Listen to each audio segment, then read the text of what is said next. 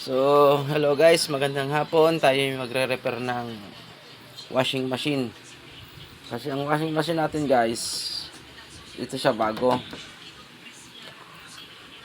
Hindi na asin bago kasi ginagamit na.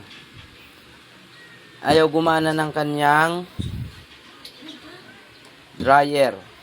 So, ito kasi siya ang switch, switch ng dryer.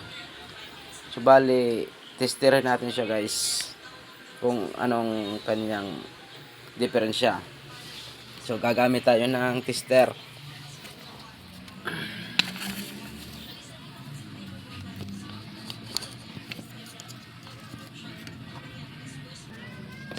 So, bali guys, itong tester na gagamitin natin.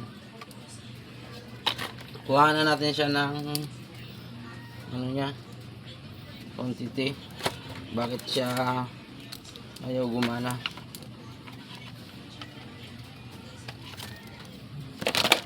Pag umugo ang motor guys, ibig sabihin sira ang bushing ng iyong motor ng dryer. So, times 10 natin guys. Lubat ng aking So, ito guys, yung kita nyo naman guys. Yung tester natin guys, ayun siya napalo.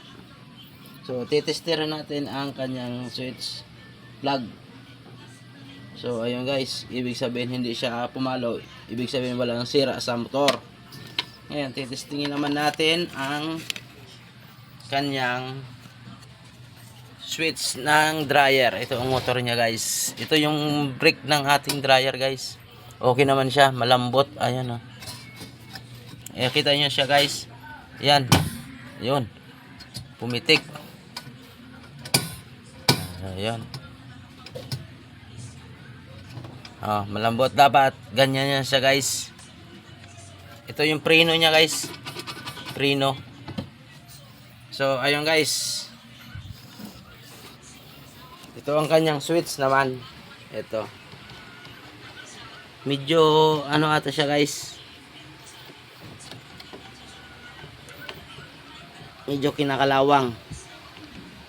Kasi atin yung lilinisan. Bakit ayaw siya umikot? Pero malinis naman Kita nyo guys. Malinis siya, di ba? Ito kung bakit siya ayaw umandar. Ito naman ang lock ng switch niya. Switch niya yan. So ayan guys, update ko kayo pag umandar na. So guys, ito yun siya. Ito. Ngayon, titesting natin kung aandar na siya.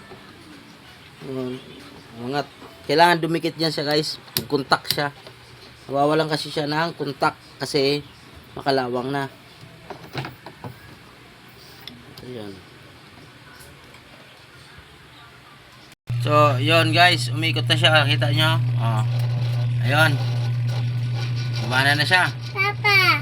Ayun. Papa. Diba? Papa. So, yun guys. Follow for more. Thanks for watching guys. Like and share. Ito yun siya guys. Nagkukontak. Ito ang problema niya. Ito yung sinasabi kong switch. So, ayun guys. Maraming salamat.